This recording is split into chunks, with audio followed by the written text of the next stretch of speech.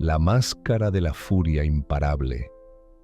En el último instante, el coraje de Héctor se quebró como una rama barata y huyó, no por cobardía vergonzosa, sino porque sus instintos le gritaban que se enfrentaba a algo mucho más allá de lo que los simples mortales podían manejar. Dieron vueltas y vueltas a las murallas de Troya, Aquiles a la caza y Héctor corriendo para salvar su vida.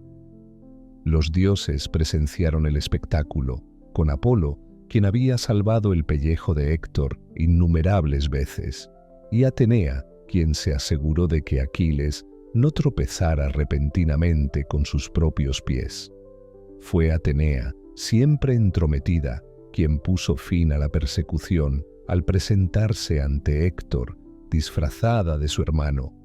Le sugirió que se enfrentaran juntos, justo el tipo de consejo que se esperaría de alguien que juega a ser un titiritero. Pero cuando Héctor se giró, esperando ver el rostro de su hermano, solo encontró a Aquiles. El duelo entre estos dos guerreros terminó casi antes de empezar. Héctor luchó con la desesperación de quien defiende todo lo que ama, su familia, su ciudad, su orgullo. Pero Aquiles luchó con la furia de quien no tenía nada que perder y estaba dispuesto a incendiar el mundo solo por diversión. Por supuesto, el desenlace era inevitable.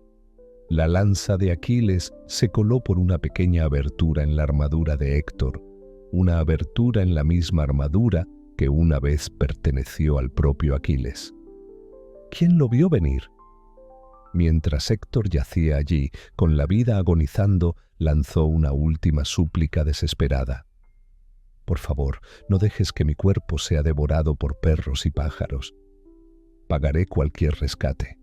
Que mi padre me dé un entierro digno. Pero Aquiles, aún ardiendo de rabia y dolor, apenas pudo contenerse. No me hables de tus padres, gruñó. Ojalá mi ira me impulsara a cortarte en pedazos y comerte crudo por todo lo que has hecho. Tu rescate no vale nada. Los perros y los buitres se darán un festín contigo, igual que tú habrías hecho con Petroas, si los papeles se hubieran invertido. Al exhalar su último aliento, Héctor lanzó una última profecía al universo. Recuerda mis palabras cuando Paris y Apolo te derriben a las puertas de Scaen. No son precisamente las palabras de despedida que querrías oír de tu enemigo caído, pero bueno, las profecías nunca son alegres. Lo que siguió conmocionó incluso a los demás griegos. Aquiles, en una espectacular muestra de mal gusto, ató los talones de Héctor con correas de cuero y arrastró el cuerpo tras su carroza como si fuera una carroza de desfile retorcida. Daba vueltas alrededor de las murallas de Troya todos los días, como si estuviera recreando la persecución que acababan de tener. Durante 11 días continuó así, cabalgando alrededor de la tumba de Petroas, arrastrando el cadáver de Héctor en una grotesca muestra de venganza. Los dioses no estaban muy contentos con este espectáculo.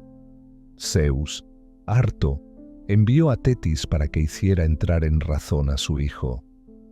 «Has enfadado a los inmortales, querido muchacho», decía el mensaje de Zeus. «Es hora de calmarse. Toma el rescate y devuelve el cuerpo». En la 12ª noche, el anciano rey Príamo, decidido a recuperar el cuerpo de su hijo, se coló en el campamento griego, guiado, por supuesto, por Hermes. Encontró la tienda de Aquiles y se arrodilló ante el hombre que había masacrado a tantos de sus hijos, incluido su más amado, Héctor, y besó las mismas manos que le habían causado tanto dolor. «Recuerda a tu padre, Aquiles», dijo Príamo con voz firme, a pesar del mar de dolor que lo embargaba. «Es tan viejo como yo y espera el regreso de su hijo. Tú aún tienes esa esperanza. Yo, Número, al menos ya no. Si no es por mí, al menos por la memoria de tu padre. Ten piedad». Esas palabras, sencillas pero hirientes, perforaron la endurecida armadura de dolor y furia de Aquiles. Por primera vez desde la muerte de Patroclo, Aquiles lloró, no solo por su amigo caído, sino por todo lo perdido. El ciclo interminable de violencia, la proximidad de su propia muerte. Era demasiado. Los dos hombres, uno un anciano rey y el otro un joven guerrero, compartieron un inusual momento de conexión humana en medio de todo el derramamiento de sangre. Al amanecer, Aquiles, con la ira momentáneamente calmada, permitió que el cuerpo de Héctor fuera limpiado, aceitado y envuelto en una tela fina. Aceptó dar a los troyanos 12 días de paz para honrar a su héroe caído. Fue un breve respiro en una guerra que ya había durado casi una década y se había cobrado la vida de innumerables héroes.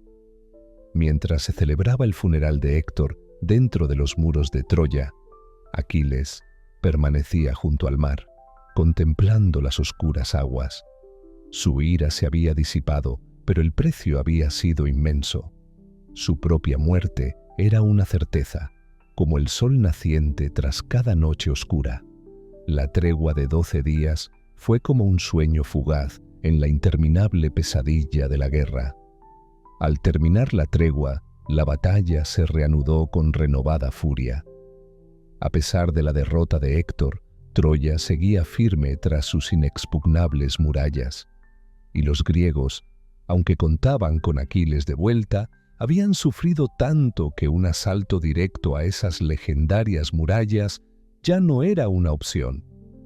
Aquiles sabía que le quedaba poco tiempo, así que luchó con una extraña mezcla de rabia y aceptación. Cada día se ponía su armadura divina, masacraba a multitud de troyanos y sobrevivía un día más.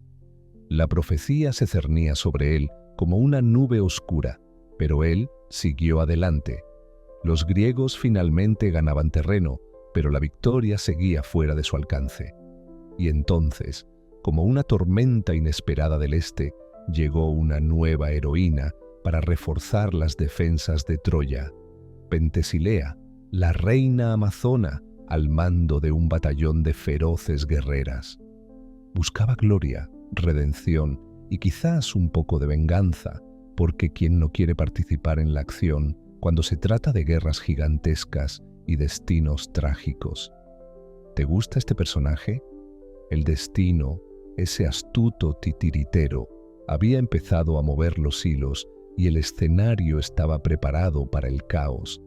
Gracias al mezquino rencor de una diosa y a la actitud de Iolo, de cierto apuesto príncipe, el mundo estaba a punto de sumirse en una guerra tan épica que devoraría a una generación de héroes y no dejaría más que ruinas y leyendas.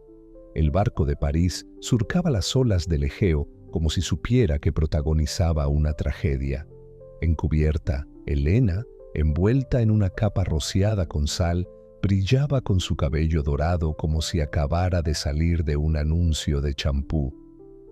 Tras ella, Grecia se desvanecía en la niebla, la patria que quizá nunca volvería a ver. ¿Acaso su corazón anhelaba a su encantador galán troyano o anhelaba la vida que acababa de abandonar? ¿Historiadores y poetas? Divididos. ¿El corazón de Helena? Posiblemente ambos. Para ser justos, Helena nunca tuvo voz ni voto en su propia vida. Supuestamente era hija de Zeus y Leda, porque nada representa una infancia normal como un padre divino y una historia relacionada con cisnes. Su belleza no solo era de otro mundo, sino divinamente hermosa. Ese rostro podía, y lo hizo, lanzar 1000 barcos. Incluso de niña, fue secuestrada por un supuesto héroe antes de que un equipo de rescate la rescatara. Ahora, adulta y coronada reina de Esparta, estaba siendo llevada de nuevo a través del mar.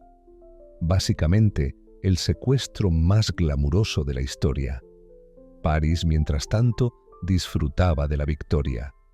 Había conseguido el premio mayor. Helena, la mujer que le había prometido una diosa en un concurso de belleza de primera. Incluso se había llevado algunos recuerdos reales de Esparta, una cesta de regalo para su querido padre, el rey Príamo. Pero no se equivoquen, Helena era el verdadero botín. Paris, con toda su confianza juvenil, no se preocupó por las consecuencias. Los dioses estaban de su lado. ¿Qué podía salir mal? Tras días en el mar, la costa de Asia Menor finalmente se asomaba en el horizonte. Troya, la ciudad legendaria, resplandecía en la cima de su colina, con sus gigantescas murallas bañadas por el cálido resplandor del atardecer, como si no tuvieran nada de qué preocuparse. Mientras el barco de Paris entraba en el puerto, la noticia del dramático regreso del príncipe y de su invitado de lujo corrió como la pólvora hasta el palacio real. El rey Príamo y la reina Hécuba recibieron a su hijo con los brazos abiertos y una diplomacia real muy practicada. Paris anunció que Helena era ahora su esposa, sorpresa, y exhibió los tesoros que había adquirido de Esparta. Algunas voces cautelosas en la corte señalaron lo obvio: robarle la esposa a otro hombre, especialmente a un rey griego, quizá no fuera la mejor decisión. Pero la mayoría estaban demasiado fascinados como para preocuparse. Helena no entró simplemente en una habitación, descendió como una auténtica diosa. La gente se quedó callada y se quedó mirando. Bueno, no todos quedaron deslumbrados. Casandra, hermana de Paris y profeta a tiempo parcial, incomprendida a tiempo completo, echó un vistazo a Helen y se puso como una película de terror. Fuego, Srenia, veo llamas devorando a Troya. Clásica Casandra, siempre acertaba, nunca creía. Su maldición, la verdad con un toque de manipulación. Como siempre, todos la tacharon de agorera local. Héctor, el hermano mayor de Paris y un adulto sensato, lo tomó aparte para que viera la realidad. «Hermano», dijo, probablemente mientras se pellizcaba el puente de la nariz, «acabas de secuestrar a la esposa de un rey griego. ¿Crees que lo van a dejar pasar? Sabes que su hermano es Agamenón, ¿verdad?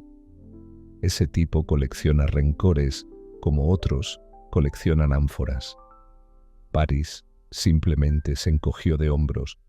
Los griegos están demasiado ocupados peleándose como para unirse, y aunque aparezcan, alguien ha logrado atravesar las murallas de Troya. Tenemos a los dioses de nuestro lado. Ah, sí, últimas palabras famosas. Poco después, Paris y Helena lo oficializaron con una boda tradicional troyana. Las calles se llenaron de ciudadanos curiosos que estiraban el cuello para echar un vistazo a la legendaria belleza. Algunos celebraron el matrimonio como si fuera una victoria real. Otros percibieron la atmósfera amenazante, de esas que dicen: «Oye, quizá acabamos de pinchar a un oso enorme y muy furioso». En Esparta, Menelao no se sentía tranquilo. Su angustia se había congelado en algo mucho más frío: determinación. Envió un mensaje a su hermano, y Agamenón, que nunca dejaba pasar una buena excusa para la guerra, empezó a reunir aliados como si planeara una adquisición corporativa hostil. Todos esos expretendientes de Helena que una vez juraron protegerla. Era hora de pagar. Agamenón vio una oportunidad de oro: unificar los reinos griegos dispersos bajo una sola bandera y tal vez expandir su territorio de paso. Pasó un año. En Troya, Helena y Paris vivían en su burbuja romántica, felizmente ajenos a la amenaza de guerra que se avecinaba. Pero pronto llegó la primera misión diplomática griega. Odiseo, el astuto rey de Ítaca, y el propio Menelao no llegaron con espadas, sino con ultimátums. En el gran salón del rey Príamo, la tensión crepitaba como un rayo. Menelao dio un paso al frente, con la mandíbula apretada. Devuélvanme a mi esposa y lo que me robaron, y no habrá que derramar sangre. Odiseo, siempre con labia, intervino. Majestad, esto no es solo una disputa de amantes, es una cuestión de honor, hospitalidad y ley. Paris fue huésped de Menelao, recompensó su generosidad llevándose a la esposa y los objetos de valor de su anfitrión. Toda Grecia observa. ¿Cómo responderá Troya? Y con esto se encendió la cerilla. El destino había dado un giro inesperado, y los engranajes se precipitaban hacia una guerra imparable, dramática y sumamente incómoda para cualquiera que aspirara a una jubilación pacífica. Solo hacía falta una diosa rencorosa y un príncipe con la capacidad de decisión de una ardilla en el tráfico. ¿El resultado? Una guerra legendaria que engulliría a docenas de héroes y dejaría una de las grandes ciudades del mundo ardiendo en poéticas ruinas. El barco de París surcaba el Egeo como una daga petulante, con la proa hendiendo el mar rumbo a Troya. De pie en cubierta, envuelta en una capa empañada por la espuma del mar, estaba Helena.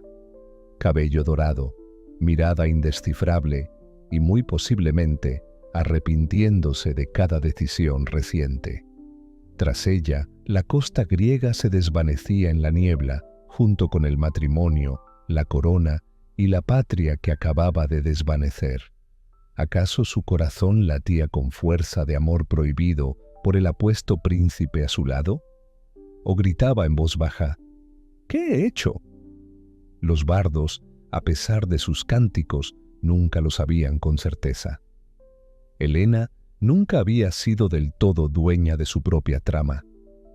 Los mitos afirmaban que era hija de Zeus y Leda, quienes pudieron o no haber tenido un encontronazo con un cisne. El drama antiguo era así de extraño. Su belleza no solo era extraordinaria, sino de la clase divina que lanza 1000 barcos y al menos un secuestro imprudente. De niña ya había sido raptada una vez por un héroe llamado Teseo. Rescatada por sus pretendientes, se convirtió en reina de Esparta. Y ahora, de Jabú, raptada de nuevo, un peón en un juego de poder celestial. Paris, por otro lado, se regodeaba en su propio reflejo. Había cumplido la promesa de Afrodita y estaba viviendo su sueño, la mujer más hermosa del mundo a su lado y un montón de tesoros robados en la bodega. Lo de la mujer casada, un detalle sin importancia. Los dioses estaban de su lado y eso le bastaba. ¿Consecuencias? ¿Qué consecuencias? Tras días en el mar, las costas de Asia Menor finalmente se asomaban en el horizonte. Allí se alzaba Troya, orgullosa y dorada en la cima de su colina, con sus murallas reluciendo como si no tuvieran ni idea de lo que se avecinaba. Al llegar el barco de Paris al puerto, la noticia de su glorioso regreso y de la aún más gloriosa Helena corrió por la ciudad como un reguero de pólvora en el día del chisme. En el gran salón de Troya, el rey Príamo y la reina Hécuba recibieron a su hijo con sonrisas y algunas cejas arqueadas. Paris presentó con orgullo a Helena como su nueva esposa y le entregó el reluciente botín que había adquirido en Esparta. Algunos cortesanos murmuraban sombríamente sobre la sabiduría de robarle la esposa a un rey. Otros estaban demasiado ocupados siendo deslumbrados por Helena como para preocuparse. Se decía que cuando ella entraba en una habitación, el tiempo mismo se detenía. No entraba, sino que llegaba. Pero no todos aplaudían. Casandra, hermana de Paris y profetisa a tiempo parcial, y un imán de fatalidades a tiempo completo, echó un vistazo a Helena y prácticamente se derrumbó. Fuego, Srenia. Veo llamas devorando a Troya. Devuélvanla antes de que sea demasiado tarde. Por supuesto, como siempre, nadie escuchó. Apolo le había concedido a Casandra el don de la profecía y luego, porque a los dioses les encantan los chistes, la maldijo para que nadie creyera jamás una palabra de lo que dijera. Héctor, hermano mayor de Paris y el guerrero más destacado de Troya, adoptó una actitud más mesurada. Llevó a París aparte y le soltó la charla de «¿En qué estabas pensando?» «Robaste una reina», dijo, «y no una cualquiera, sino la reina de Menelao. Ese hombre no se lo tomará a la ligera». ¿Y su hermano, Agamenón? No es precisamente de los que perdonan. París se encogió de hombros. Los griegos siempre están discutiendo, no se unirán para esto, y aunque lo intenten, ¿quién ha logrado atravesar las murallas de Troya? Estamos protegidos por la divinidad. Ah, sí, últimas palabras famosas. En los días siguientes, París y Helena se casaron al más puro estilo troyano. La ciudad se reunió para ver pasar a la legendaria belleza, la mitad vitoreando, la otra mitad elaborando mentalmente planes de evacuación. Algunos vieron una victoria diplomática, otros un desastre vestido de blanco nupcial. Mientras tanto, en Esparta, la furia de Menelao se había convertido en algo mucho más peligroso, la estrategia. Recurrió a su hermano, Agamenón, quien aprovechó la excusa para unir a toda Grecia bajo un glorioso paraguas impulsado por la guerra.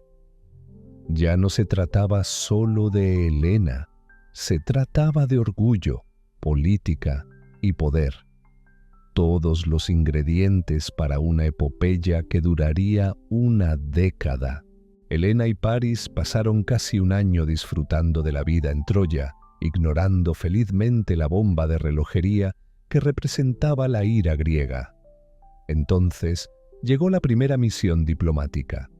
Odiseo, el adulador rey de Ítaca, llegó con Menelao no con espadas, sino con palabras. En la corte de Príamo, la diplomacia dio su último aliento.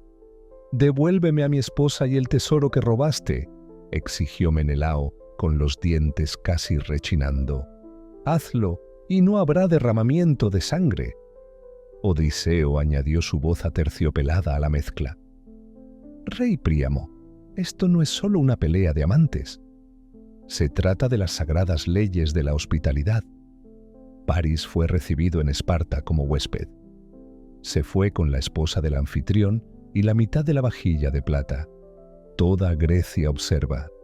Y así se trazó la línea. La tormenta se avecinaba, y Troya, gloriosa y condenada, se interpuso en su camino. Desde las secas arenas de Píos zarpó Néstor.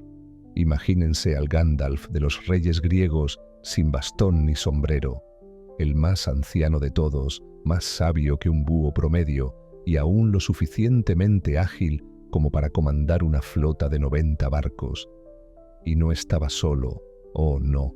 Casi 1200 barcos se apiñaban en la bahía como el Tetris naval más grande del mundo, con la friolera de 100.000 hombres a bordo. Era menos una flota y más un apocalipsis flotante. Entre este mar de guerreros sudorosos y pintura de guerra se encontraban algunos auténticos cabezas de cartel.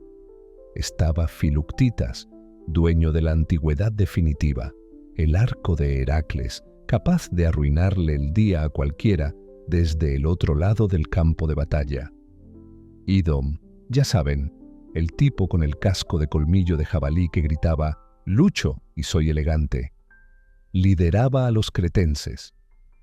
La tienda médica estaba en buenas manos con Macón y su hermano Podilio, hijos del sanador original Escapius.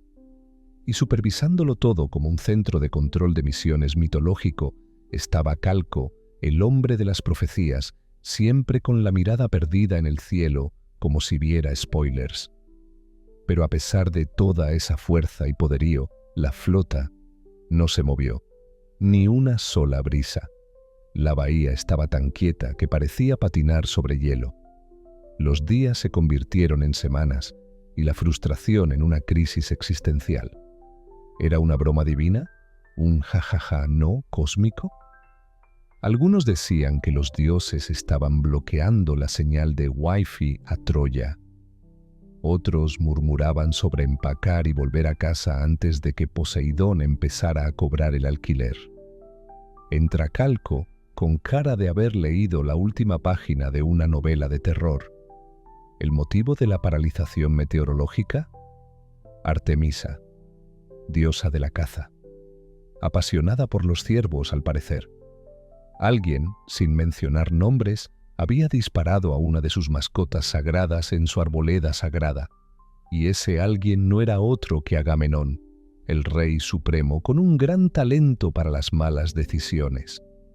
Artemisa no pedía una cesta de frutas, quería sangre, en concreto la sangre de Efagenia, la hija mayor de Agamenón. Se hizo un silencio dramático. Agamenón palideció como un fantasma, le gritó a Calco, lo acusó de estar lleno de disparates mitológicos y estuvo a punto de cancelarlo todo. Pero la realidad golpeó con fuerza. Esos vientos no llegaban y las tropas se estaban poniendo nerviosas. Así que el rey ideó una mentira tan descarada que mereció su propia obra trágica, y más tarde, varias. Envió a su esposa, Clitamestra, a buscar a su hija al puerto de Olis con el encantador pretexto de casarse con Aquiles. Así es, engañaron a la pobre Ifia con una boda que no existió, con potencial para ser el padre del año, ¿verdad? Ifia llegó radiante, vestida como una portada de revista de bodas, emocionada de ver a su padre y casarse con un héroe de guerra. Agamenón la abrazó como si no fuera a hacer lo peor que un padre puede hacer. ¿Y qué sigue? Depende de a quién le preguntes. Algunos dicen que Ifia se dio cuenta de lo que ocurría y, con noble determinación, optó por el sacrificio por la gloria de Grecia. Otros afirman que la arrastraron hasta el altar, pataleando y gritando, mientras su padre miraba al vacío intentando recuperar la compostura. Y también está la versión en la que Artemisa le jugó una mala pasada, intercambió a Ifia con un ciervo y se la llevó para que viviera el resto de sus días como sacerdotisa en un lugar mucho menos fatal. Sea lo que sea que haya sucedido realmente, en el instante en que se consumó la hazaña o se intercambió el ciervo, el viento finalmente arreció. Los barcos avanzaron como si llegaran tarde, y técnicamente así era. Calco dio el visto bueno, y Agamenón dio la orden de zarpar. Al amanecer, la flota más grande jamás reunida se escabulló de la bahía como una nube de tormenta sobre el agua. Fila tras fila de proas pintadas surcaban las olas, con los hombres gritando, los escudos resonando, la moral por las nubes. Detrás de ellos estaba Clitamestra, no precisamente contenta con cómo su esposo había manejado todo el asunto de sacrificar a nuestra hija. Ella lo recordaría. Ah, sí, lo recordaría muy bien, pero la venganza tendría que esperar. Por ahora, todo estaba en marcha. La flota avanzaba como un reloj por el mar de Haiyan, descansando cada noche en islas, reabasteciendo agua y, ocasionalmente, entonando un karaoke espontáneo sobre la futura gloria en el campo de batalla. Los jóvenes soldados fantaseaban con muertes heroicas o, idealmente, victorias heroicas. Los reyes conspiraban, politiqueaban y fingían saber lo que hacían. Ninguno de ellos esperaba los 10 años de miseria, locura y mortalidad que les aguardaban. Se suponía que sería un trabajo rápido, una pelea rápida para traer a Helen a casa. ¡Uy! Mientras tanto, en Troya, los vigías tenían el peor trabajo del mundo: contemplar el mar sin parar.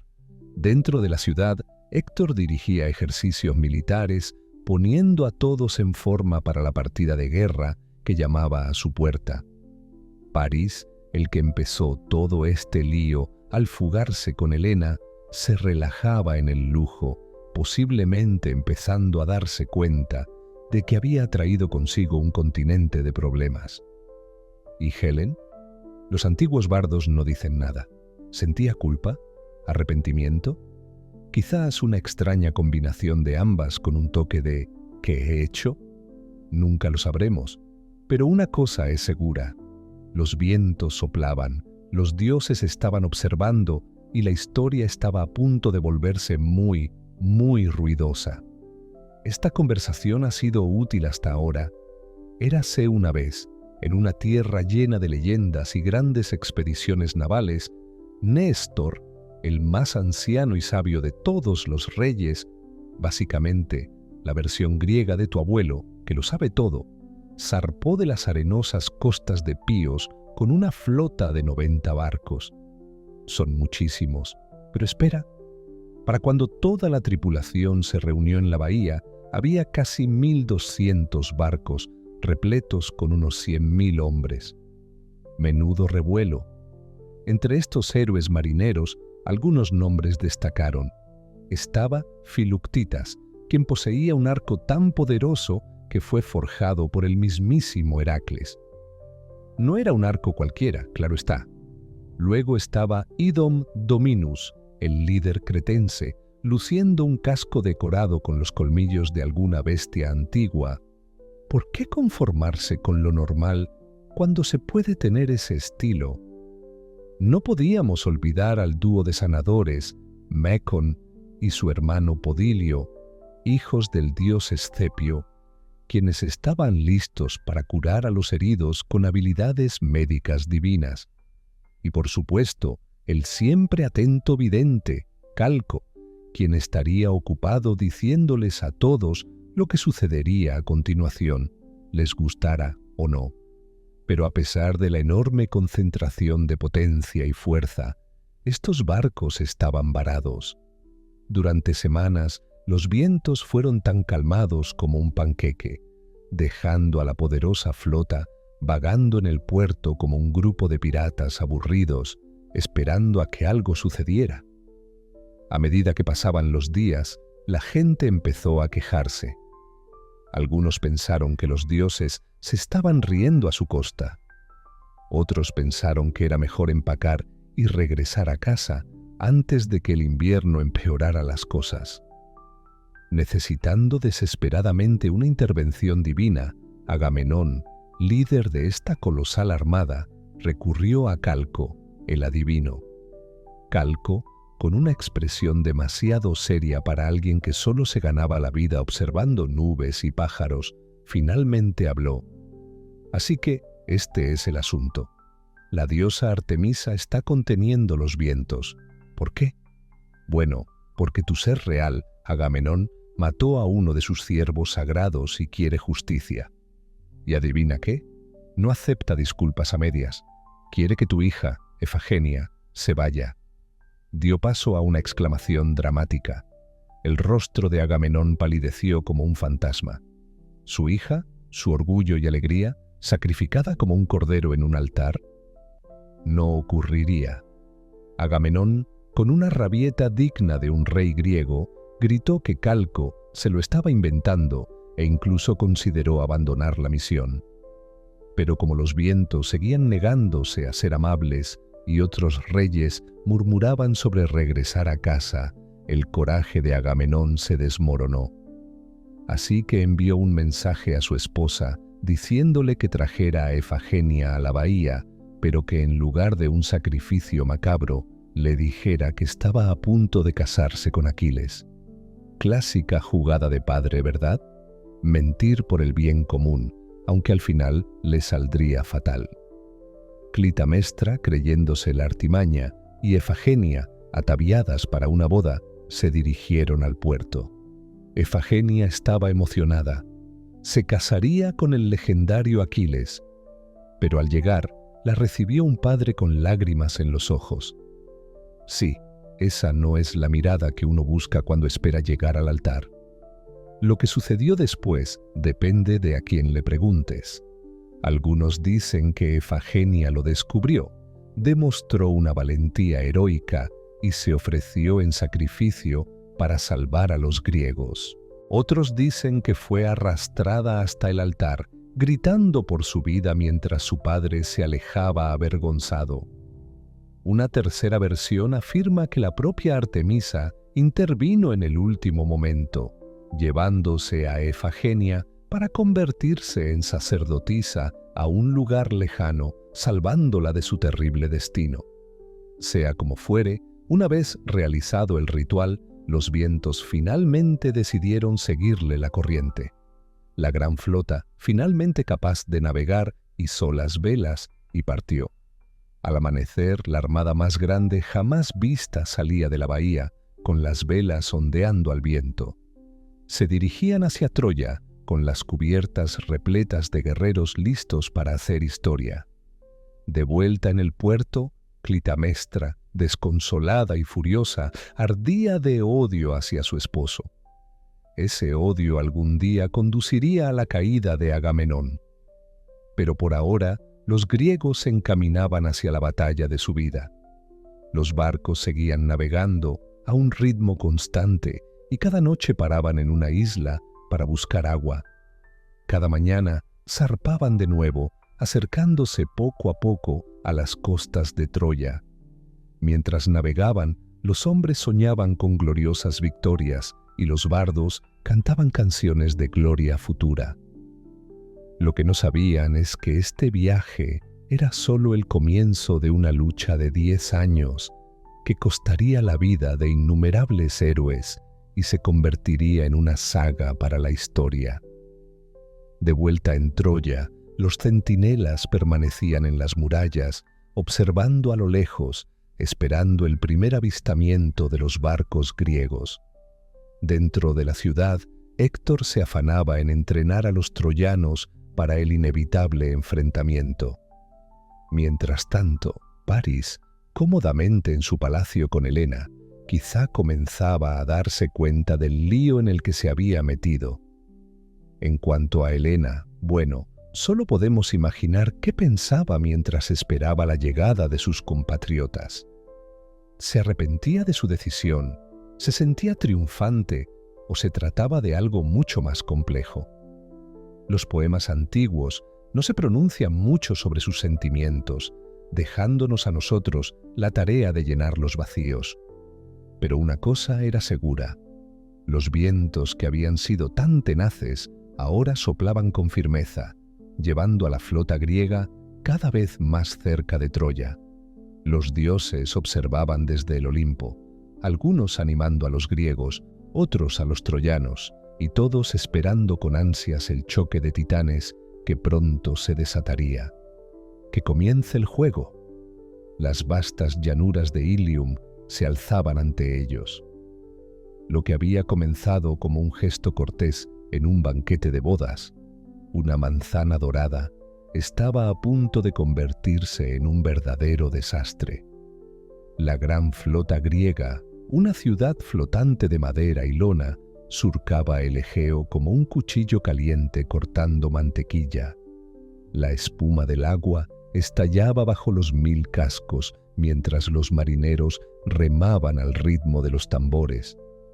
Delante, Agamenón se erguía como una estatua melancólica en la proa, con su manto carmesí ondeando al viento. Su mirada estaba fija en el horizonte oriental, donde aguardaba la legendaria ciudad de Troya, toda murallas y promesas de gloria. Pero esto no iba a ser un camino directo. Los griegos, muchos de los cuales no se habían aventurado más allá de sus propias costas, tomaron un desvío panorámico de isla en isla. Cada noche atracaban sus barcos en playas tranquilas, acampaban, cazaban carne fresca y llenaban sus odres de agua. Los reyes se apiñaban alrededor de las fogatas, debatiendo estrategias, mientras los soldados compartían historias de su tierra natal o soñaban con la riqueza y la fama que arrebatarían a Troya. Sin embargo, no todas las islas les extendían la bienvenida. Algunas, temiendo la ira de Troya si la invasión flaqueaba, se negaron rotundamente a ofrecer suministros. Otras, con lazos comerciales o lealtad familiar a Troya, resistieron activamente. La primera sangre de la guerra se derramó no a las puertas de Troya, sino en estas islas dispersas. Los griegos no tuvieron más remedio que tomar lo que no se les dio libremente. En las primeras etapas, Aquiles destacó.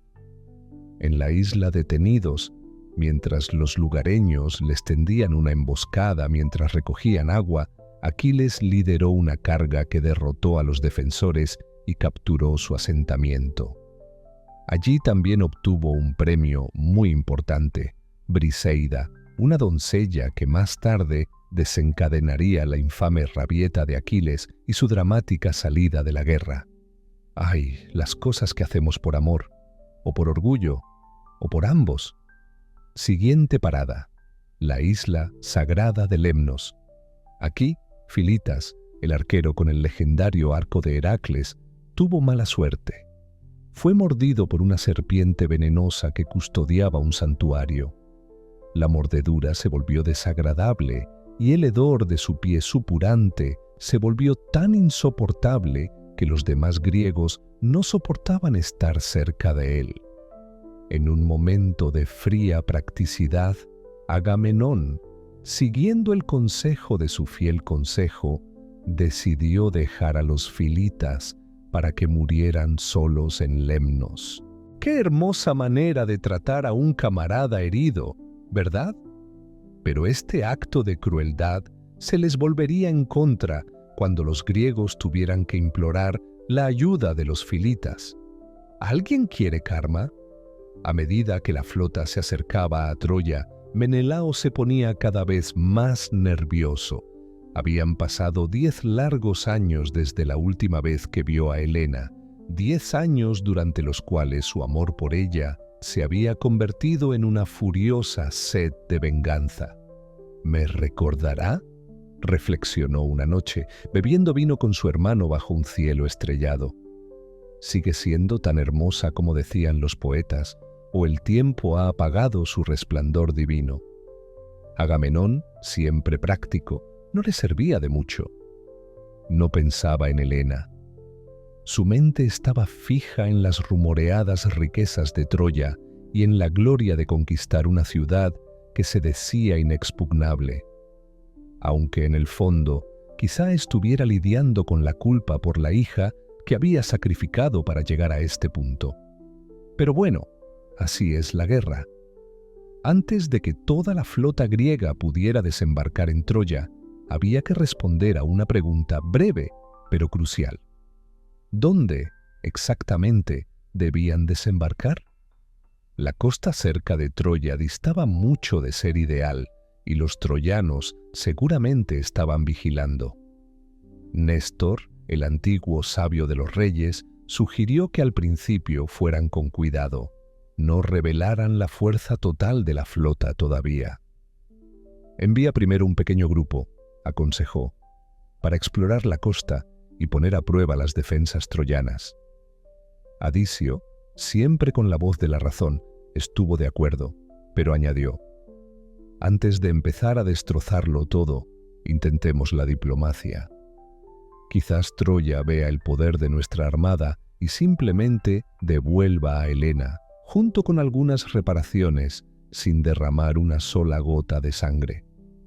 Así pues, el plan estaba establecido. Una pequeña flota de avanzada se dirigiría a las costas de Troya, mientras que la flota principal se mantendría a la espera, oculta entre las islas. Adicio, con su don de palabra, emprendería una misión diplomática a Troya, una vez asegurada una cabeza de playa. Las naves avanzadas, lideradas por el ansioso Protoilo, llegaron a la costa troyana al amanecer. Pero al acercarse, los arqueros troyanos, al acecho, los recibieron con una lluvia de flechas. Protoilo, ávido de gloria y probablemente imaginando una escena heroica, saltó de su nave con el escudo en alto. Sus sueños de fama inmortal se vieron rápidamente frustrados cuando una flecha se coló por la brecha de su armadura, atravesándole el pulmón. Dio 3 pasos tambaleantes sobre suelo troyano antes de desplomarse, y así cumplió una antigua profecía. El primer griego que pisara tierra troyana sería el primero en morir. Menuda mala suerte. A pesar del sombrío presagio, el resto de la fuerza avanzada continuó avanzando, repeliendo a los troyanos y asegurando suficiente playa para que la flota principal pudiera desembarcar. Al correrse la voz, la armada griega al completo entró, obligando a los exploradores troyanos más valientes a huir a la seguridad de las murallas de la ciudad. Una vez que los griegos establecieron su campamento en las llanuras de Troya, Adisis, acompañado por Menelao y una pequeña guardia de honor, partió hacia las puertas de la ciudad con ramas de olivo en la mano, símbolo de paz, por supuesto. Al fin y al cabo, estaban allí para negociar, ¿no? Los troyanos no se quedaban de brazos cruzados, dejando que los griegos se divirtieran solos.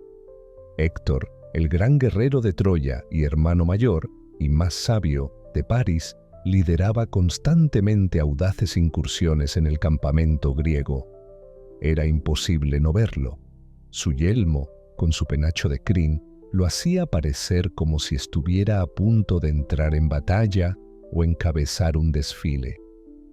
Se convirtió en un símbolo de esperanza para los troyanos y en una pesadilla para los griegos. A diferencia de París, que prefería la vida palaciega y quizás demasiados mimos, Héctor era el verdadero ideal troyano, un esposo amoroso para Andrómaca, un padre orgulloso para su hijo Astianacte y, no lo olvidemos, el hombre que realmente se presentó para defender su ciudad. Mientras tanto, los dioses eran básicamente como animadores superfanáticos, solo que con mucho más drama.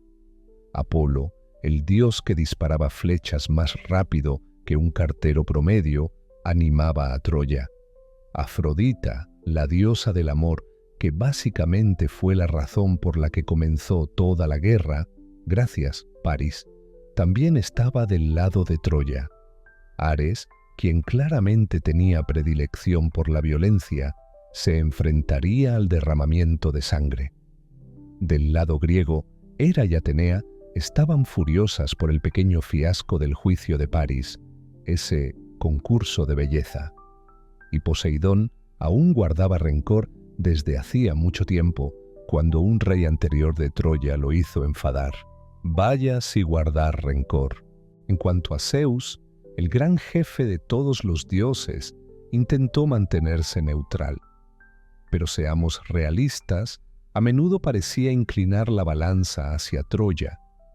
Y cuando los dioses no se limitaban a observar desde arriba como comentaristas deportivos divinos, intervenían activamente en la lucha. Un minuto, un dios interceptaba una flecha dirigida a su guerrero favorito, y al siguiente se aseguraban de que la espada de alguien fuera un poco más fuerte en el momento justo. Una de las intervenciones divinas más memorables ocurrió cuando París estaba recibiendo una paliza de Menelao. Afrodita se abalanzó, lo envolvió en niebla y, ¡zas!, lo teletransportó a un lugar seguro. No fue exactamente un rescate heroico, pero bueno, funcionó. El campamento griego, mientras tanto, se convirtió en una especie de campamento de verano con el paso de los años. Los reyes seguían reuniéndose en la tienda de Agamenón para discutir estrategias, aunque la mayoría de las veces terminaban en discusiones porque nadie tenía una idea clara de cuándo terminaría todo. Los soldados regulares comenzaron a construir estructuras más permanentes, aceptando que esta guerra podría extenderse eternamente. Cuando no estaban combatiendo, pescaban, cazaban e incluso competían para mantenerse en forma. Hay que mantenerse alerta para la siguiente ronda de batalla. En Troya, la situación no era precisamente agradable. Si bien las enormes reservas de grano de la ciudad evitaban que todos murieran de hambre, la comida fresca se convirtió en un lujo y el estrés los estaba agotando. Niños que eran bebés cuando comenzó la guerra, ahora estaban listos para entrenar con espadas de madera, probablemente preparándose para saltar a las murallas cuando la situación empeorara. ¿Y Helena? Estaba atrapada en una montaña rusa emocional. Algunos troyanos la culpaban de todo el desastre, mirándola con malos ojos al pasar. Otros, como el anciano rey Príamo, la veían como un peón en todo este drama divino y la trataban con cierta compasión. Pasaba horas en las murallas de la ciudad, observando las batallas, y a veces los troyanos le pedían que señalara a los héroes griegos. Debió de sentirse como ver una telenovela con el peor asiento de la sala. Entonces, tras años de perseverancia, apareció un giro inesperado. Surgió una profecía que afirmaba que si los caballos blancos traídos por el rey de Tracia bebían del río y comían de la tierra, Troya nunca caería. Suena música dramática. Naturalmente los griegos, deseosos de detener esta profecía, se infiltraron en el campamento troyano una noche y mataron al rey de Tracia y a sus hombres, robando los caballos en el proceso. Parece que robar un caballo es la clave para la supervivencia de una ciudad, ¿verdad? Y justo cuando pensabas que las cosas no podían empeorar, estalló una discusión en el campamento griego que lo cambiaría todo. Los griegos habían asaltado una ciudad aliada con Troya y capturado a 2 mujeres nobles, Crisis, hija del sacerdote de Apolo, y Briseida, que terminó con Aquiles después de asaltar una ciudad. Agamenón, siempre el acaparador de gloria, reclamó a Crisis como su premio, pero entonces, oh no, una plaga azotó el campamento griego. El oráculo reveló que Apolo estaba enojado porque Agamenón había tomado a la hija del sacerdote como cautiva. Después de una disculpa a regañadientes, Agamenón accedió a devolverla, pero por supuesto, su orgullo no pudo soportar perder su premio. Entonces exigió una compensación y le arrebató a Briseida a Aquiles. Los griegos estaban observando cómo se desarrollaba esto, y Aquiles, que había estado ansiando una razón para irse, lo perdió. ¡Cobarde, Srenia! Te quedas de brazos cruzados enviando a otros hombres a morir, y ahora te llevas lo que yo he ganado. Su ira era tan intensa que solo la diosa Atenea, visible solo para Aquiles, le impidió apuñalar a Agamenón en ese mismo instante. En cambio, Aquiles tomó una decisión que atormentaría a los griegos. «Bien», dijo con frialdad, «tómala, pero que sepas esto, mis hombres y yo hemos terminado de luchar por ti. Veamos cómo te va contra Héctor sin mí». Y con eso, Aquiles y sus mirmidones se retiraron a sus barcos, dejando que los griegos se ocuparan de Héctor por su cuenta. Y así, Aquiles, el más grande de los guerreros, se quedó sentado a un lado, meditando junto a la orilla, como una especie de anciano emo.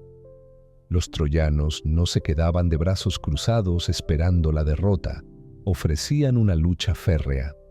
Héctor, orgullo de Troya, hermano mayor de Paris y el guerrero más destacado de la ciudad, lideraba estos contraataques con un yelmo que parecía hecho para un desfile, con una pluma de crin de caballo incluida.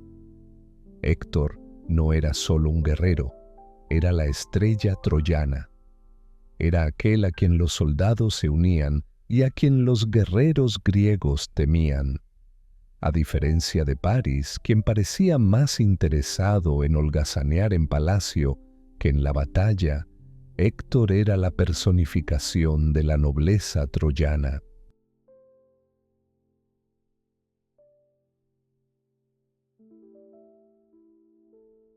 Era un esposo amoroso para Andrómeda, un padre cariñoso para su hijo Astyanax y, por supuesto, el protector siempre vigilante de la ciudad.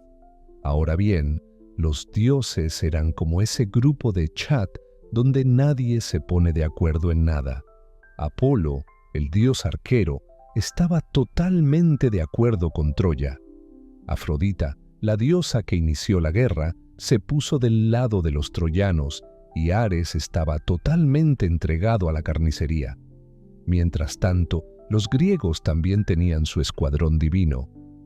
Hera y Atenea seguían furiosas por aquel concurso de belleza, y Poseidón no estaba precisamente del lado de Troya debido a un rencor que venía de lejos. Zeus, el padre de todos los dioses, jugó la carta neutral, pero sus simpatías a menudo parecían favorecer a los troyanos, o quizá simplemente prefería a los desvalidos. Estos seres divinos no se cortaban en entrar en acción. A veces redirigían flechas que estaban a punto de alcanzar a su héroe favorito o conferían a un guerrero un impulso de fuerza sobrenatural en el momento justo. Pero también había momentos en los que intervenían de verdad, disfrazándose de mortales y apareciendo en el campo de batalla para provocar un alboroto. Tomemos como ejemplo a Afrodita. Cuando Paris estaba perdiendo una batalla y parecía que iba a perder una joya contra Menelao, lo envolvía en una nube de niebla y ¡zas!, se marchaba a un lugar seguro. Sin embargo, no fue precisamente un momento heroico. Se decía que la reputación de Paris entre su propia gente no mejoró después de eso. En el campamento griego, la situación cambiaba lentamente de guerreros feroces a veteranos cansados y frustrados. Los reyes aún se reunían en la tienda de Agamenón para discutir estrategias, aunque esas reuniones empezaban a parecer más sesiones de terapia. Las discusiones estallaban con mayor frecuencia a medida que aumentaba la frustración. Sin embargo, los soldados no se quedaban de brazos cruzados. Construían casas más sólidas, aceptaban la realidad de que este sería un largo camino e incluso buscaban maneras creativas de mantener sus habilidades de combate en forma. Pescaban, cazaban y organizaban competiciones para mantenerse en forma. Mientras tanto, en Troya, la situación se ponía fea. La ciudad tenía suficiente grano para evitar una hambruna total, pero ¿comida fresca? Se estaba convirtiendo en un lujo escaso. Todos estaban nerviosos, civiles, soldados, incluso los niños. Los pequeños, que habían nacido después del inicio de la guerra, ahora entrenaban con espadas de madera, por si acaso necesitaban tomar las murallas pronto. La vida de Helena en Troya se complicaba cada día más. Algunos troyanos la culpaban de todo, murmurando maldiciones a su paso. Otros, como el anciano rey Príamo, sentían lástima por ella, creyendo que era más un peón en este juego que la causa de todo. Se pasaba los días observando las batallas desde las murallas, a veces incluso sirviendo de guía para los soldados troyanos, señalando héroes griegos de los que solo habían oído hablar en los cuentos. Entonces, justo cuando parecía que nada cambiaría, apareció un rayo de esperanza para Troya. Reus, rey de Tracia, llegó a la ciudad con un ejército de refuerzo y unos majestuosos caballos blancos. Una profecía predijo que si estos caballos bebían del río Zanto y pastaban en la hierba troyana, Troya sería invencible. Parece un buen negocio, ¿verdad? Pero los griegos tenían otros planes. Diomedes y Odiseo se infiltraron en el campamento troyano, asesinaron a Reus y a sus hombres mientras dormían y arrebataron los caballos mágicos antes de que pudieran hacer su trabajo. Pero no todo fueron incursiones y represalias. Finalmente, estalló una disputa en el campamento griego que sentaría las bases para un momento decisivo en la guerra. Durante una incursión, los griegos capturaron a dos mujeres nobles, Criso, hija de un sacerdote de Apolo, y Briseida, a quien Aquiles había reclamado tras el saqueo del Lirneso. Agamenón, por supuesto, tomó a Criso como premio, Pero cuando una plaga azotó el campamento griego poco después, el padre del sacerdote, furioso por el secuestro, empeoró las cosas. Un vidente llamado Calcante reveló que Apolo estaba castigando a los griegos porque Agamenón había secuestrado a Criso. Así que, a regañadientes, Agamenón accedió a devolvérsela a su padre para acabar con la plaga, pero siendo Agamenón, no iba a quedar mal. «Si debo perder mi premio», declaró, «entonces tomaré a una de las tuyas a cambio». Su mirada se posó en Aquiles y empezó el juego. «Tomaré a Briseida», dijo, «tu prisionera, para reemplazar a la mujer que he perdido». Aquiles no lo toleraba. «Cobarde», replicó, con la voz temblorosa de rabia. «Te sientas atrás mientras otros se desangran por ti, y ahora vas a tomar lo que yo he ganado. Solo Atenea, porque al parecer a los dioses les encanta interferir, se le apareció a Aquiles, impidiéndole matar a Agamenón en el acto. Pero Aquiles, siendo el guerrero sereno y un poco dramático que era, tomó una decisión. «Llévatela», dijo con frialdad. «Pero mis hombres y yo ya no lucharemos por ti. Veamos cómo te las arreglas con Héctor sin mí». Fiel a su palabra, Aquiles se retiró a su tienda y sus barcos, llevándose consigo a sus mirmidones. Durante días permaneció sentado junto a la orilla, sumido en su ira. Y ahí es donde retomaremos la próxima vez. Pero por ahora, los griegos se libran de la batalla. A medida que la batalla se alejaba de los griegos, estos se vieron desesperadamente necesitados de su mayor héroe, quien, por desgracia, se enfurruñaba en su tienda como un niño pequeño que no comió la última galleta. Los troyanos, percibiendo el creciente pánico de los griegos, decidieron que era hora de aprovecharse. Héctor, el poderoso troyano, lideró un ataque tras otro, haciendo retroceder a las fuerzas griegas hasta sus barcos. Con Aquiles al margen, los griegos ya no luchaban por la gloria, sino por la supervivencia. La guerra había dado un giro mortal y ambos bandos se acercaban a la aniquilación total. Mientras tanto, los primeros barcos griegos fueron incendiados y las llamas consumieron la madera como la barbacoa más destructiva del mundo, gracias al implacable avance troyano. Las consecuencias de la insignificante disputa entre los dos reyes griegos se hicieron dolorosamente evidentes. Toda esta lucha, todo este derramamiento de sangre, todo se debía al orgullo y al honor, las mismas cosas que habían convertido a estos supuestos héroes en niños testarudos discutiendo por una baratija. Ahora, mientras los griegos se tambaleaban sin su campeón, solo medidas drásticas podrían salvarlos de la derrota total. El escenario estaba listo para el giro más trágico de la guerra de Troya, y todo comenzaría porque un amigo bien intencionado intentó intervenir, y terminaría con la muerte de los más grandes guerreros de ambos bandos. La ira de Aquiles, desatada por el insulto previo de Agamenón, estaba a punto de convertir el campo de batalla en un infierno, mucho más intenso de lo que los troyanos jamás podrían soportar.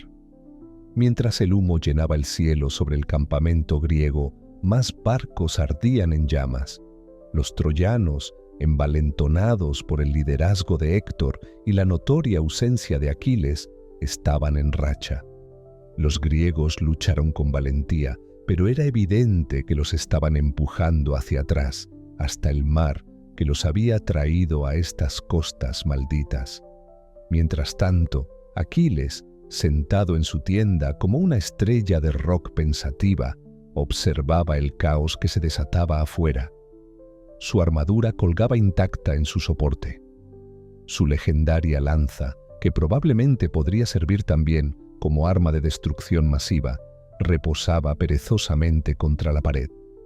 Y allí estaba él, el poderoso Aquiles, ardiendo con una furia fría que no iba dirigida contra los troyanos, sino contra Agamenón, quien había tomado públicamente su premio, Briseida. Su mejor amigo desde la infancia, Patroclo, no pudo contenerse más. Están masacrando a los griegos, Srenia, y tú estás sentado aquí como un niño petulante. La mirada de Aquiles no se apartó del campo de batalla. Un insulto. ¿Así se llama cuando alguien me arrebata lo que me corresponde por derecho? ¿Cuando me menosprecian delante de todo el ejército? No, amigo mío, se trata de honor.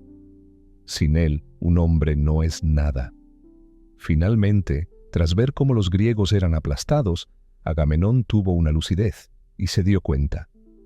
Oye, quizá metí la pata. Envió un equipo a pedirle perdón a Aquiles. Con regalos.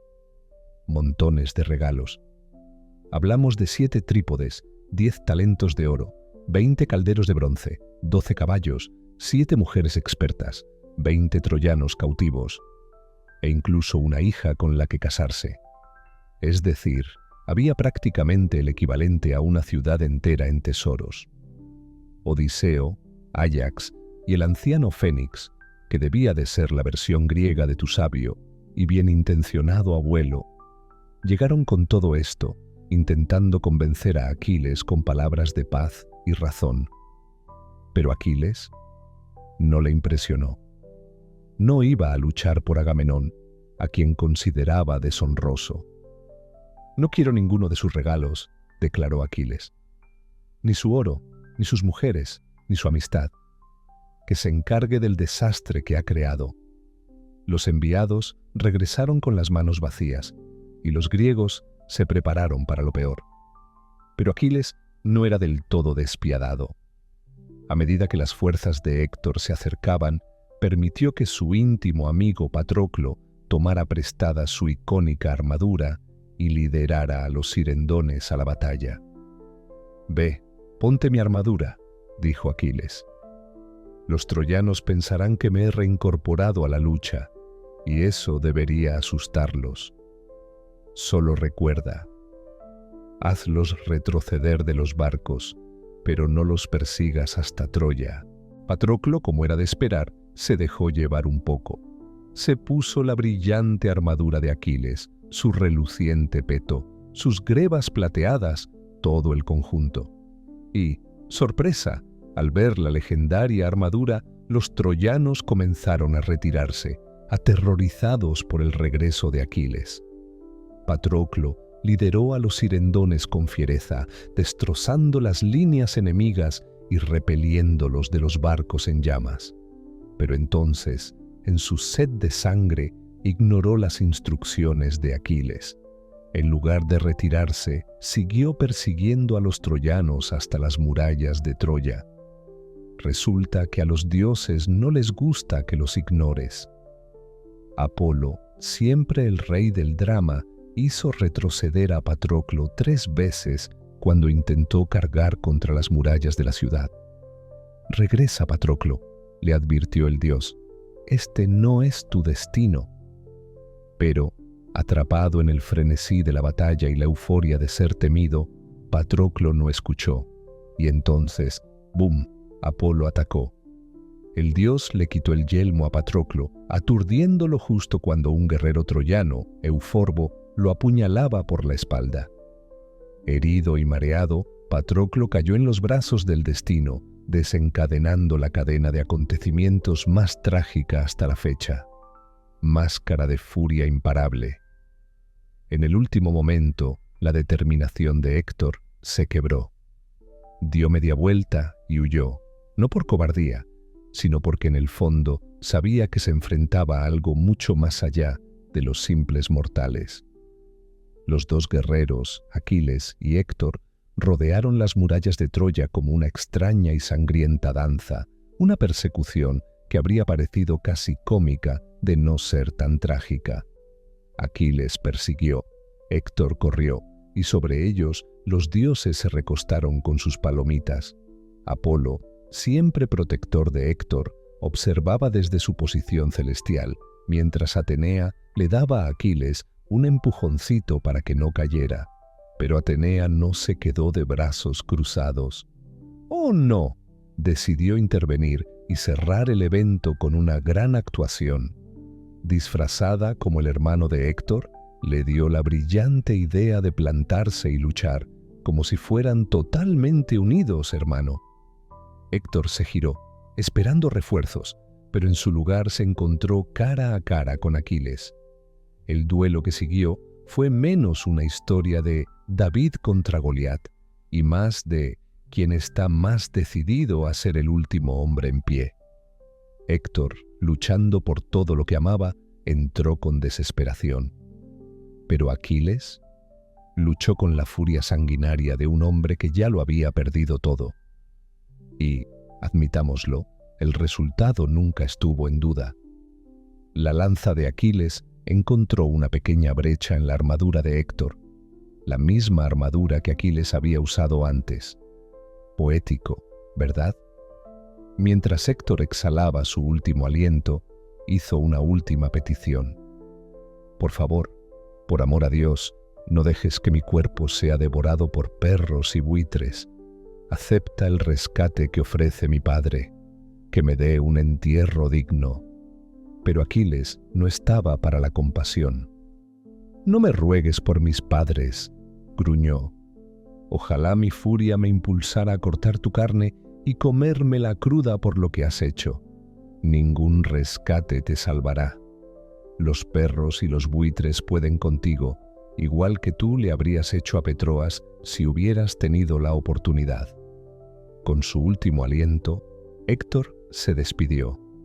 Recuerda esto, Aquiles, cuando Paris y Apolo te derriben ante las puertas de la ciudad. Acuérdate de mí. Y vaya, si Aquiles se aseguró de recordarlo. Tras la muerte de Héctor, el trato que el héroe griego dio al cuerpo fue, digamos, poco ortodoxo. Ató los talones de Héctor, los enganchó a correas de cuero y arrastró su cuerpo sin vida tras su carro en una retorcida repetición de su persecución anterior. Durante 11 días, Aquiles desfiló por Troya, dando vueltas alrededor de las murallas como una macabra vuelta de la victoria, mientras arrastraba el cuerpo de Héctor por el suelo. Los dioses no estaban contentos. Zeus, el gran jefe de los inmortales, no iba a dejarlo pasar. Envió un mensaje a través de Tetis a su hijo. Basta de excesos, Aquiles. Has enfurecido a los dioses. Es hora de abandonar tu venganza, aceptar el rescate y devolver el cuerpo de Héctor a su pueblo. En la 12ª noche, el rey Príamo, padre de Héctor, se coló en el campamento griego, guiado por Hermes, quien aparentemente cumplía funciones de mensajero real. El anciano rey se arrodilló ante el hombre que había masacrado a tantos de sus hijos, incluido Héctor, y besó las mismas manos que tanto dolor le habían causado.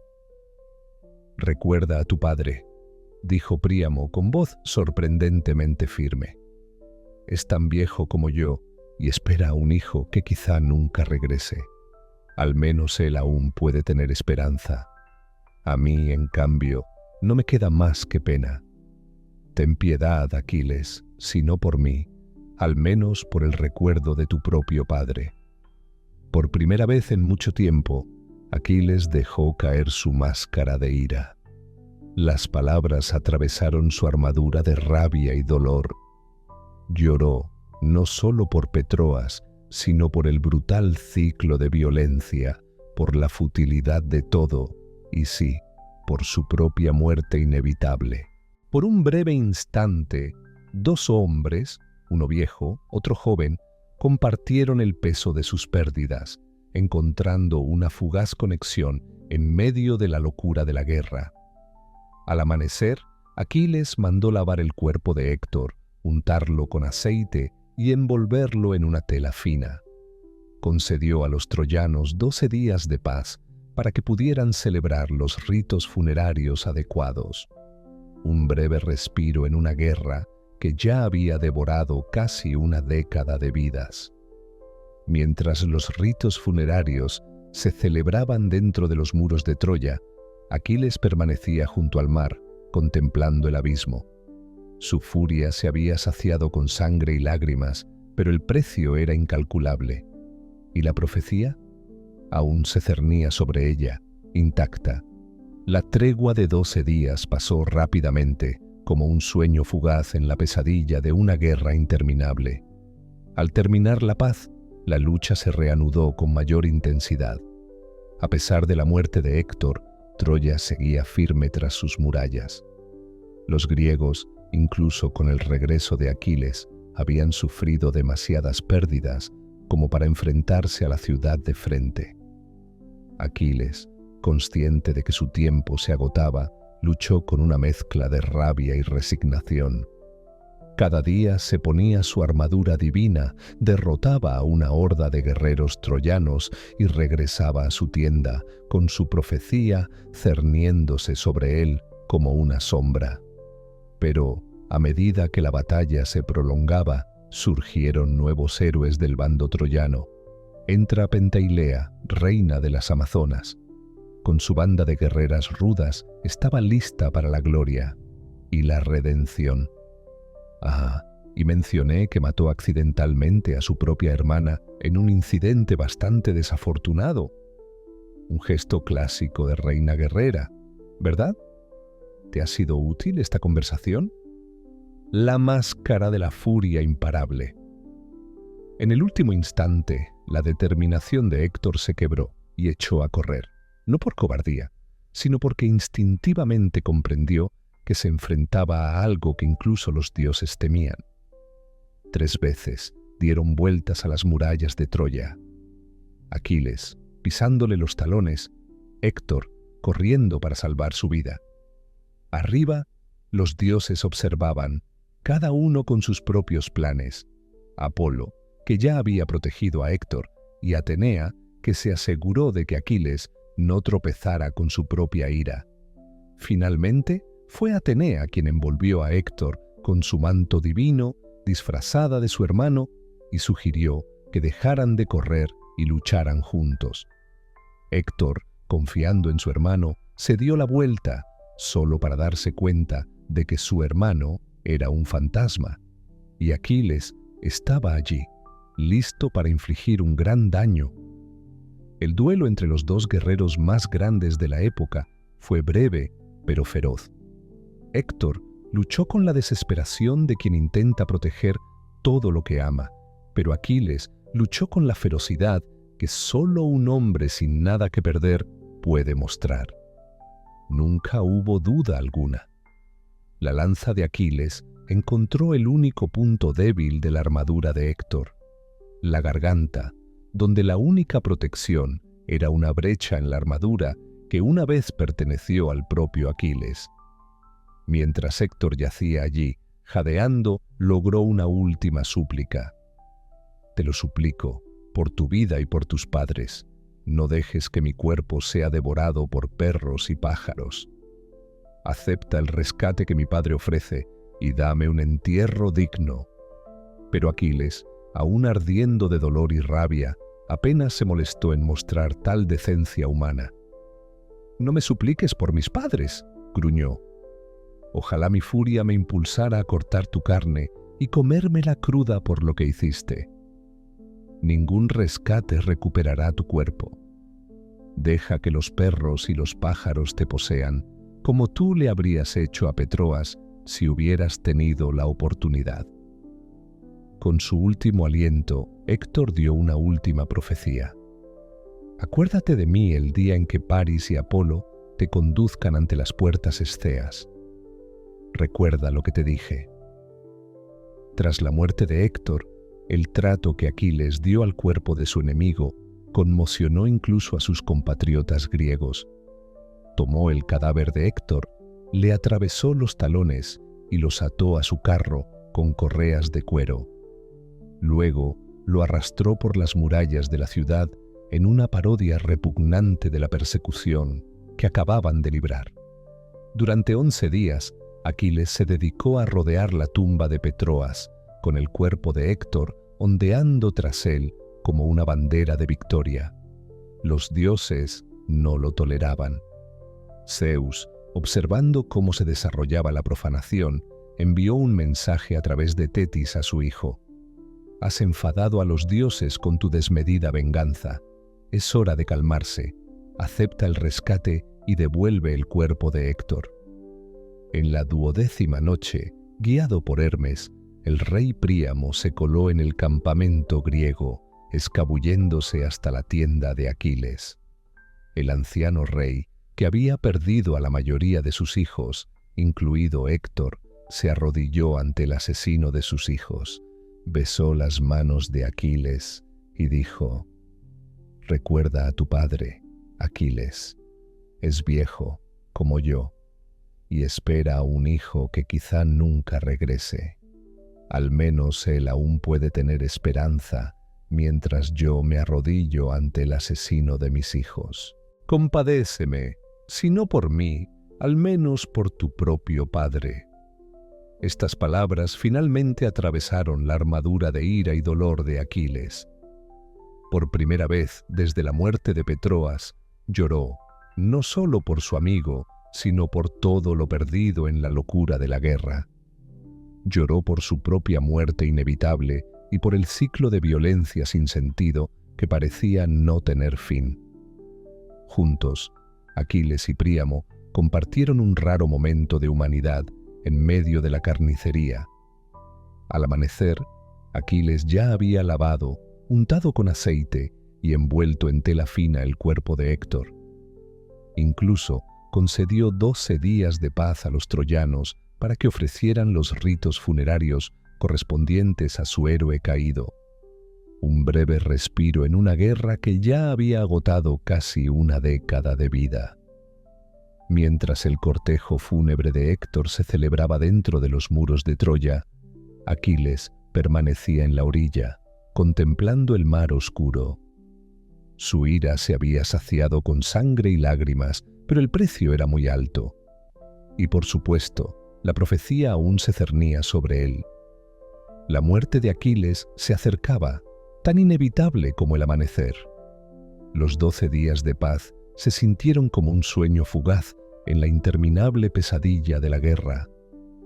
Al terminar la tregua, la lucha se reanudó con toda su fuerza.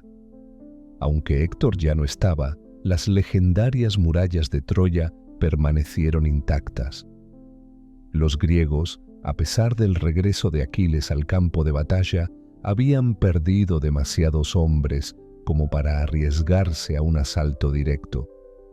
Aquiles, consciente de que su propia muerte era solo cuestión de tiempo, luchó con una extraña mezcla de rabia y fatalismo. Cada día se ponía su armadura divina, cada día mataba a docenas de troyanos y cada noche yacía en su tienda, apenas sobreviviendo para volver a luchar. La batalla había cambiado a favor de los griegos, pero la victoria seguía siendo inalcanzable. Y justo cuando parecía que finalmente la situación se inclinaría a favor de los griegos, llegaron nuevos héroes para reforzar la defensa de Troya. Entró Pentesilea, la reina de las Amazonas. Liderando a su grupo de feroces guerreras, buscaba la gloria y la redención. Después de todo, ¿quién no querría redimirse tras matar accidentalmente a su propia hermana?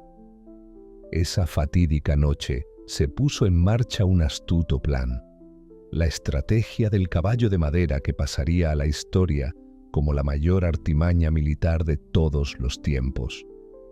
Era la personificación perfecta del viejo dicho: cuando la fuerza bruta no funciona, deja que la inteligencia astuta tome el control. Mientras tanto, en Troya, la moral se mantenía cautamente alta. Con Aquiles fuera de combate, los troyanos albergaban una leve esperanza de que el interminable asedio finalmente llegara a su fin. París, bastante satisfecho tras su flechazo de la suerte, se pavoneó por el palacio como si ya hubiera ganado la guerra. Pero por supuesto, su celebración duró poco.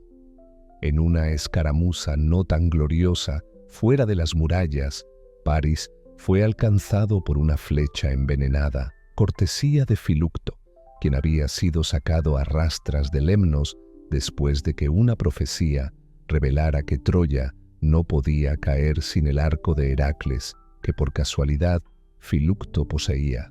La herida supuró, y Paris, desesperado por ayuda, recurrió a su primera esposa, la ninfa de la montaña Ooni, la misma mujer a la que había abandonado por Helena años antes. Ella, como era de esperar, no estaba muy dispuesta a ayudar a su ex infiel. Para cuando finalmente cedió y corrió a Troya, Paris ya había muerto. En su dolor, Ooni se arrojó a su pira funeraria. En cuanto a Helena, el infame trofeo de la guerra fue entregada al hermano de Paris. Algunos en Troya incluso sugirieron devolverla a los griegos como ofrenda de paz para poner fin al interminable derramamiento de sangre. Pero después de 10 años de guerra e incontables héroes caídos, ninguno de los dos bandos estaba dispuesto a rendirse tan fácilmente. Había demasiada mala sangre, demasiados juramentos de venganza y demasiadas vidas perdidas. Así pues, el escenario estaba preparado para el acto final. Una apuesta desesperada de los griegos, un error catastrófico de los troyanos y la caída en llamas de una ciudad que se había mantenido en pie durante siglos. Entra el caballo de madera, sentado amenazante en las llanuras a las afueras de Troya, proyectando una larga sombra en el resplandor dorado del atardecer. Era enorme, pulido a la perfección, y su cabeza tallada parecía mirar fijamente a la ciudad, como si supiera lo que estaba a punto de suceder. Los primeros exploradores troyanos que lo avistaron se acercaron con cautela, rascándose la cabeza ante esta extraña estructura abandonada en una playa inquietantemente vacía. Los campamentos griegos, donde antes había tiendas, fogatas e incluso los vertederos, habían desaparecido. Incluso la enorme flota que había traído a los griegos a las costas troyanas había desaparecido sin dejar rastro. Solo quedaban unas pocas franjas de arena ennegrecida donde una vez estuvieron los 1000 barcos. La noticia corrió como la pólvora. Los troyanos invadieron las murallas de la ciudad sin atreverse a creer que su pesadilla finalmente hubiera terminado. Tras 10 largos años de asedio, ¿sería posible que los griegos finalmente hubieran hecho las maletas y se hubieran marchado para siempre? Pero, ¿qué hacía allí aquella enorme bestia de madera? Un grupo de troyanos se aventuró a investigar. Era la primera vez en años que podían caminar por las llanuras abiertas sin esquivar flechas ni lanzas. Encontraron la playa completamente desierta, salvo por un solitario soldado griego atado a un poste. Este pobre hombre estaba magullado, maltrecho y claramente abandonado en la apresurada retirada de los griegos. Era Sinón, elegido por sus superiores por su rapidez mental y su elocuencia. Cuando los troyanos lo liberaron, cayó de rodillas, dando gracias a los dioses como si acabaran de ser rescatado de las fauces de la muerte. «Gracias a los dioses que me encontraron», jadeó. «Iban a sacrificarme para que hubiera mejores vientos, pero logré escapar de mis ataduras». Naturalmente, los troyanos, algo escépticos pero intrigados, le preguntaron por el enorme caballo de madera. Y aquí es donde Sinón realmente brilló. Su historia era pura genialidad. Aprovechaba el orgullo y el temor de los troyanos a los dioses. Según él, el caballo era una ofrenda sagrada a Atenea, construida por consejo de un profeta griego. Era tan grande que ni siquiera podía pasar por las puertas de Troya, lo que garantizaba que permanecería fuera de las murallas. Pero, y este era el punto clave, había una profecía. Si los troyanos aceptaban el regalo, algún día destruirían Grecia. Pero, si se atrevían a dañar al caballo, Atenea maldeciría a Troya. Los troyanos estaban divididos. Algunos, como timoítas, pensaron que sería un gran trofeo para llevar al interior y presumir como prueba de su victoria. Otros, un poco más cautelosos, sugirieron quemarlo o al menos curiosear un poco para ver si había algo sospechoso. Entonces Laoán, sacerdote de Apolo, descendió de la ciudadela presa del pánico, prácticamente gritando: «Se han vuelto locos. ¿De verdad creen que los griegos se han dado por vencidos y se han ido?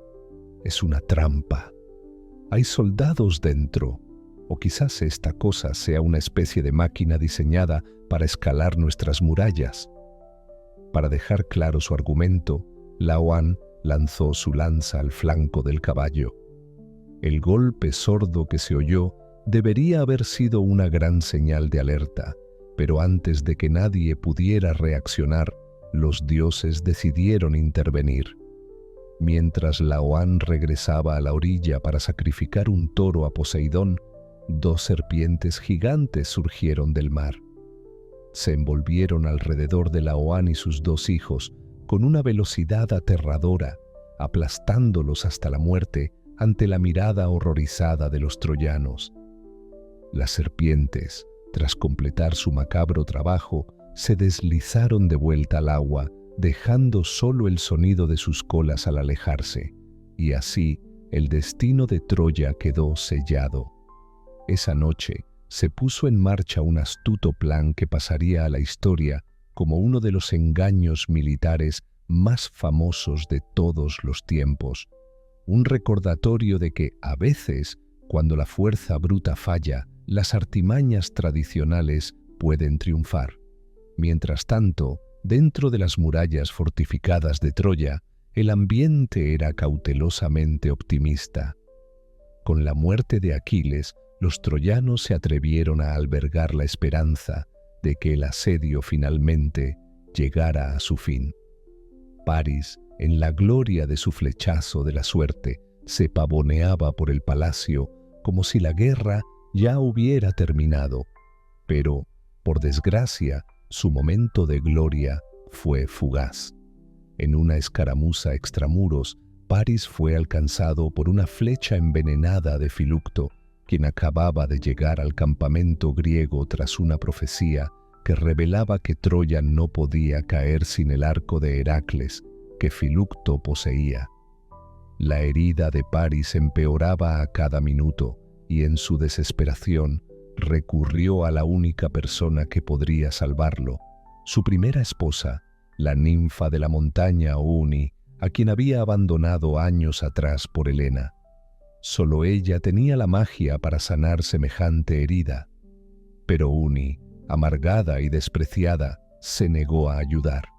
Para cuando finalmente recobró el sentido y corrió a Troya, Paris ya estaba muerto. En su dolor, Uni se arrojó a la pira funeraria. Su dolor era un grito silencioso. Mientras tanto, Helena, el premio que había iniciado todo el lío, fue entregada al hermano de Paris, Diáfobo. Aunque algunos ciudadanos de Troya sugirieron devolverla a los griegos para poner fin a la guerra, tras 10 largos años de derramamiento de sangre, nadie estaba dispuesto a hacer la paz. Demasiadas vidas se habían perdido, demasiados juramentos de venganza se habían hecho y demasiados héroes habían caído. El escenario estaba listo para el gran final. Una apuesta griega desesperada, un error troyano y la terrible muerte de una ciudad que había resistido durante siglos. Y así, los griegos ejecutaron la mayor artimaña militar de la historia. El caballo de madera se alzaba alto y orgulloso en las llanuras frente a Troya, proyectando su imponente sombra bajo la dorada luz del atardecer. Sus costados pulidos relucían y su cabeza tallada parecía mirar a la ciudad con los ojos hundidos y sin pestañear. Los exploradores troyanos que lo avistaron primero se acercaron con cautela, sin saber qué hacer con aquel extraño objeto abandonado en una playa por lo demás desierta. Los campamentos griegos, que antaño habían bordeado la costa durante años, habían desaparecido. Las tiendas fueron destruidas, los incendios extinguidos, y la vasta flota que los había traído hasta allí desapareció por completo, dejando solo la tierra quemada donde una vez reposaron los 1000 barcos. La noticia corrió como la pólvora por Troya. La gente corrió hacia las murallas, casi sin atreverse a creer que su larga pesadilla por fin pudiera haber terminado. Los griegos habían abandonado el asedio. Tras 10 años de guerra, ¿podría ser este realmente el fin? Pero la pregunta persistía. ¿Qué hacía allí aquella enorme estructura de madera?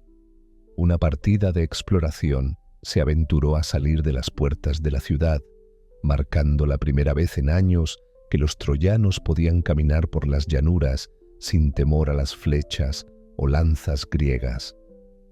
Encontraron la playa desierta, salvo por un solitario soldado griego atado a un poste. Parecía magullado, ensangrentado y muy abandonado, aparentemente abandonado tras la apresurada partida de los griegos. Este hombre, llamado Sinón, había sido elegido personalmente por el comandante griego por su ingenio y su persuasión.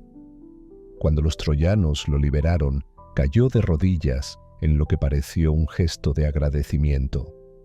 «Gracias a los dioses que me encontraron», Srenia exclamó.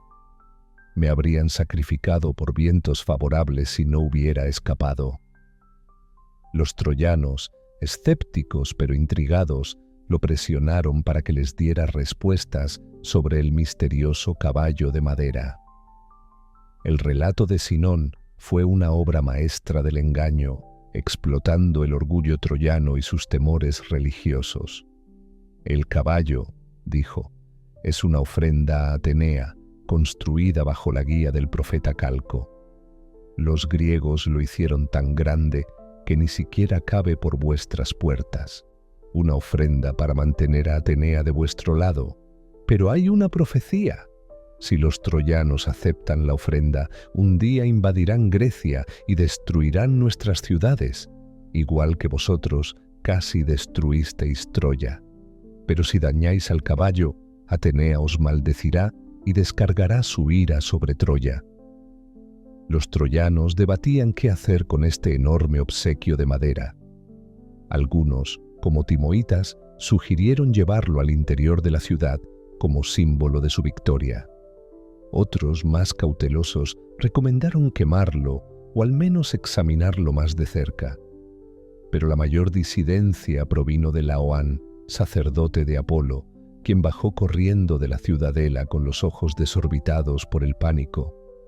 ¿Se han vuelto locos? Drenia. ¿De verdad creen que los griegos se rindieron y se largaron? Es una treta. Probablemente haya hombres armados dentro, o sea, una máquina diseñada para escalar nuestras murallas. Sea lo que sea, no confíen. Para demostrarlo, Laoán arrojó su lanza al flanco del caballo.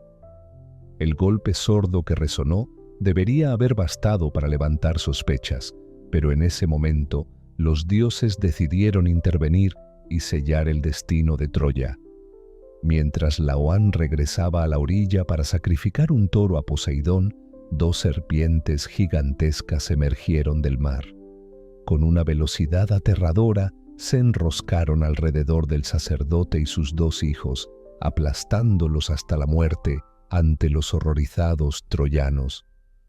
Una vez cumplido el trabajo de la serpiente, se escabulleron, dejando que la ciudad debatiera su destino, mientras los dioses ya habían dado su último paso.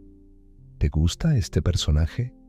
Justo delante de la estatua de Atenea, sus ojos, Áyax cometió una torpeza tal que incluso los dioses se llevaron una palmada en la cara. Atenea, que no era de las que dejaban pasar semejante sacrilegio, lo incluyó directamente en su lista de castigos. En otro lugar, en la acogedora casa de Deífobo, hermano de Paris, y el afortunado que se apoderó de Helena Después de que Paris mordiera el polvo, la situación se estaba poniendo muy incómoda. Menelao, un hombre rencoroso y con una espada, finalmente encontró a la mujer que había botado 1000 barcos y posiblemente 1.000.000 de dolores de cabeza. Algunas versiones dicen que Helena ya había traicionado a su nuevo esposo troyano, haciendo señales a los griegos como si estuviera en un faro. Otras afirman que estaba tan sorprendida como los demás cuando comenzó la incursión nocturna. De cualquier manera, Menelao irrumpió con la espada en alto, listo para eliminar tanto a su ex como a su despecho. Deífobo, tostado.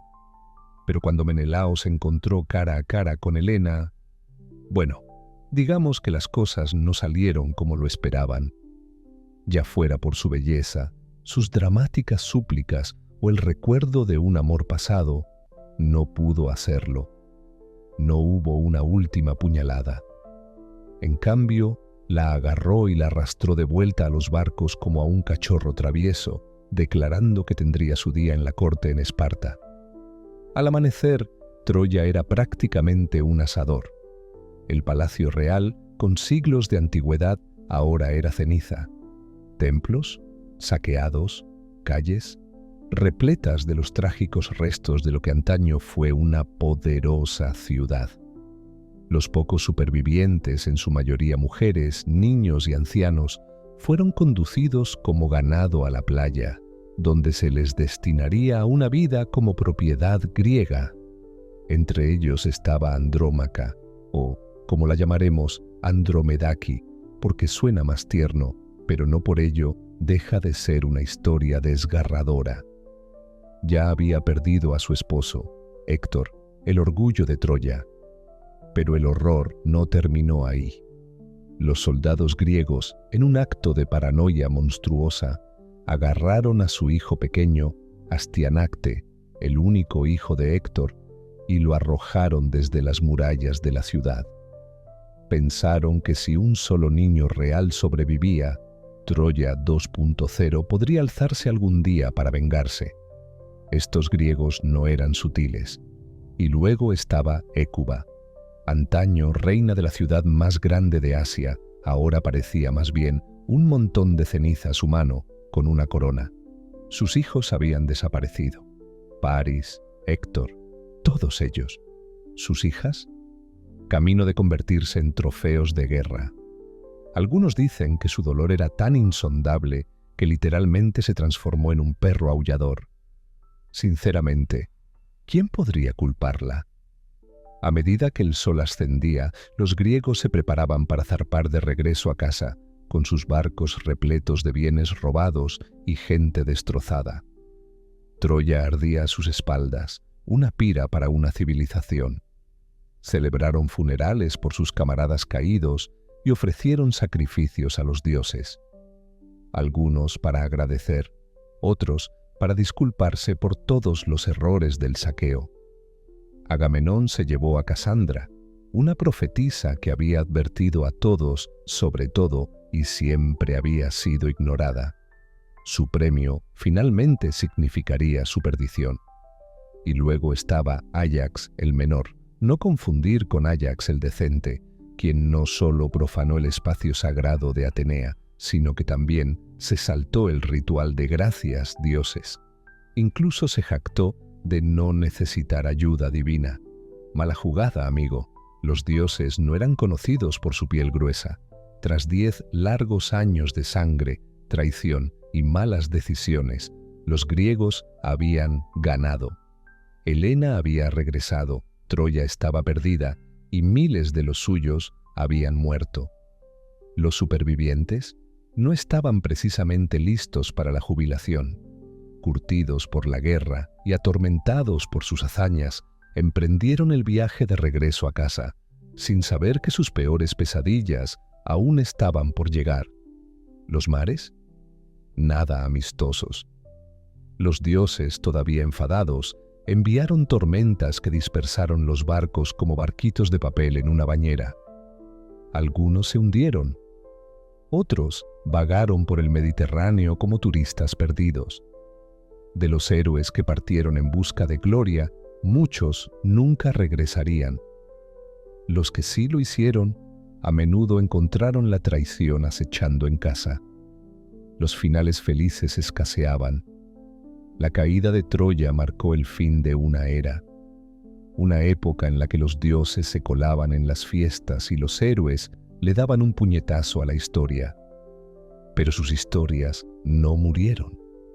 Los bardos las mantuvieron vivas y nombres como Héctor, Aquiles, Odiseo y Agamenón resuenan a través del tiempo. ¿Y Troya? Aunque arrasada y en ruinas, alcanzó algo excepcional: la inmortalidad. Sus piedras se dispersaron, pero su historia perduró.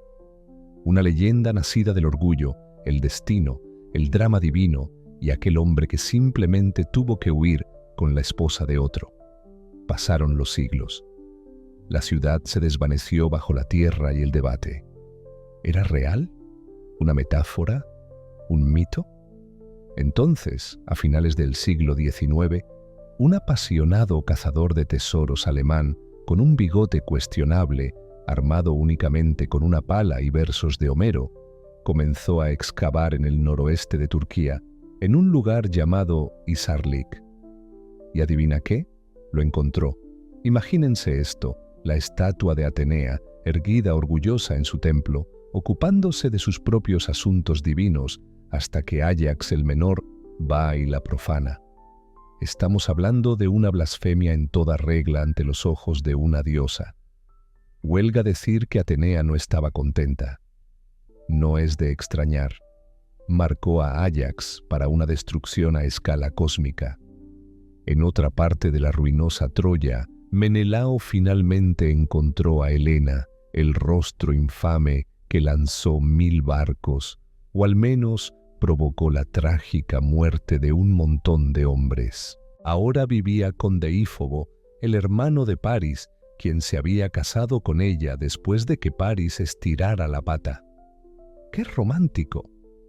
Ahora bien, dependiendo de a quién le preguntes, Helena estaba enviando señales secretas a los griegos con códigos de lámparas como un antiguo operador de Morse. O estaba tan sorprendida como cualquier otro troyano cuando los soldados griegos aparecieron de un caballo de madera gigante como payasos de fiesta enojados. Menelao, siempre con talento para el drama, irrumpió en el dormitorio con la espada en alto, planeando un especial 2x1, venganza y cierre. Deífobo tuvo la salida express, pero cuando Menelao cruzó miradas con Helena, algo extraño ocurrió. ¿Sería su aspecto de supermodelo? ¿Sus ruegos dignos de un Oscar? ¿O tal vez solo ese amor residual del que no podía desprenderse? Fuera lo que fuese, no podía matarla. En cambio, la arrastró hacia los barcos griegos como quien acaba de darse cuenta de que devolver un regalo de bodas podría haber sido el camino más fácil. Al amanecer sobre Troya, la ciudad parecía haber albergado la peor fiesta de la historia. El palacio, cenizas; los templos, saqueados; las calles, un trágico caos de cuerpos caídos y gritos resonantes. Los que aún vivían, en su mayoría mujeres, niños y ancianos, estaban siendo acorralados como ganado para un viaje sin retorno a la esclavitud en las lejanas tierras griegas. Entre ellos estaba Andrómaca, viuda de Héctor, que observaba con impotencia cómo los soldados griegos se llevaban a su pequeño Astianacte y lo arrojaban desde las altas murallas de Troya. ¿Por qué? Porque los griegos decidieron que no podía quedar ni una sola gota de sangre real troyana para algún día gritar ¡venganza! Y comenzar una secuela. Y luego estaba Hécuba, quien fuera reina de la ciudad más rica de Asia, ahora reducida a un destrozo de mujer, cubierto de hollín y afligida.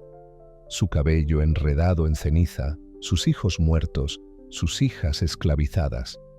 Algunos cuentos dicen que se convirtió en un perro, aullando su desesperación por la eternidad. Un poco extremo, claro, Pero la idea queda clara. Con la ciudad en ruinas y el humo elevándose como una bengala dirigida a los dioses, los griegos recogieron su botín, a sus nuevas esposas y la poca dignidad que les quedaba. Antes de zarpar, celebraron funerales apresurados, murmuraron algunas oraciones, algunas de agradecimiento, otras de disculpa, y lanzaron algunos sacrificios al cielo, con la esperanza de que los dioses no se percataran de todos los crímenes de guerra. Agamenón reclamó a Casandra, la profetisa, con un 0% de probabilidad de ser creída. Alerta de spoiler, esto se volvería en su contra. Áyax el menor, lleno de ego y muy poco piadoso, se saltó las ofrendas y se jactó de no necesitar a Atenea. Mala idea. Los dioses guardan recibos. Tras 10 largos y sangrientos años, los griegos consiguieron lo que buscaban. Helena fue rescatada. Troya era un cráter humeante y todos los involucrados quedaron marcados de por vida. Miles de personas murieron y quienes tuvieron la suerte de sobrevivir estaban lejos de casa y probablemente necesitaban desesperadamente una terapia que no se inventaría hasta dentro de unos milenios. ¿Y el viaje de regreso? Una pesadilla total. Los dioses, aún molestos, desataron tormentas y caos. Barcos se hundieron, flotas se dispersaron, héroes se perdieron o fueron acechados durante años. Algunos regresaron para encontrarse con traición, asesinato o algo peor. Una pareja que ya había seguido adelante. Los finales felices escaseaban. Así cayó Troya. Una civilización entera ardió en llamas, pero al hacerlo se volvió inmortal. Claro, sus torres quedaron reducidas a escombros y su oro se lo llevaron, pero su historia, de orgullo, destino, dioses iracundos y decisiones muy cuestionables, resonaría a través de los siglos. Los bardos cantarían, los poetas escribirían, y la lección sería clara. No molestes a los dioses, no robes a las esposas de otros y definitivamente no asumas que un caballo de madera gigante es solo un buen regalo. Troya finalmente desapareció bajo capas de tierra, como una metáfora dramática sepultada bajo siglos. Algunos dudaban de su existencia. ¿Mito? ¿Alegoría? ¿Trampa para turistas? ¿Quién lo diría? Entonces, en el siglo XIX, apareció un hombre con más entusiasmo que credenciales, armado con versos de Homero y una pala. En un yacimiento del noroeste de Turquía llamado Hisarlik, empezó a excavar y, por suerte, encontró algo. Si se trataba de Troya, aún es tema de debate. Pero la leyenda es eterna. Resulta que Troya no era solo una ciudad antigua, sino 9. 9 ciudades, apiladas una sobre otra como una especie de lasaña histórica, cada una construida sobre las ruinas de la anterior. Y justo en medio de este pastel arqueológico se encuentra Troya 7, que muestra evidencia de un día terrible alrededor del 1250 a.C. C. Esto coincide con el legendario marco temporal de la guerra de Troya. ¿Coincidencia? Quizás, quizás no. ¿Significa esto que Aquiles realmente se pavoneaba furioso o que Héctor realmente se sacrificó por el equipo en las puertas? ¿Realmente el rostro de Helena impulsó 1000 barcos? ¿O fue París simplemente el destructor de hogares más notorio de la historia? Sinceramente, aún no hay una decisión definitiva. La historia probablemente comenzó con una guerra real y adquirió un brillo mitológico inolvidable, pasando de fogata en fogata durante siglos hasta que Homero finalmente la escribió como la epopeya original y superventas. Lo cierto es que la historia de Troya aún nos impacta. Lo tiene todo: orgullo trágico, la brutal inutilidad de la guerra, amor que arruina vidas y rencores que perduran generaciones. Puede que las murallas de la ciudad sean ahora escombros y sus héroes hayan partido hace tiempo hacia la sala VIP del más allá. Incluso los dioses se han retirado. Pero el drama perdura, porque en el fondo seguimos siendo esos mismos humanos, capaces de un coraje épico y de una estupidez épica, enredados en batallas que nosotros mismos creamos, con la esperanza de que algún día alguien también cante sobre nosotros.